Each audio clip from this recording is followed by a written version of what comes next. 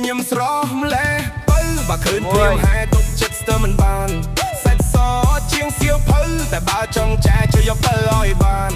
យូនធ្វើជាគូស្គរបងឲ្យនាងស្គាល់អារម្មណ៍សុខកន្លែងមានធម្មជាតិប៉ិតៗនេះចឹងណាប្រូមែនបោះស្ម័គ្រជូនពៅដើរលេងកំសាន្ត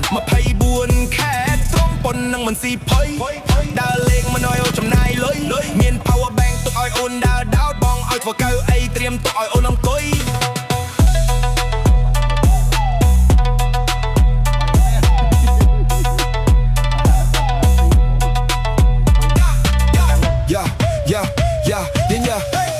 ញញឹមស្រស់ម្លេះបើឃើញព្រាមហែទុកចិត្តស្ទើរមិនបានសាច់សជាងសៀវភៅតែបើចង់ចាយជួយយកទៅឲ្យបាន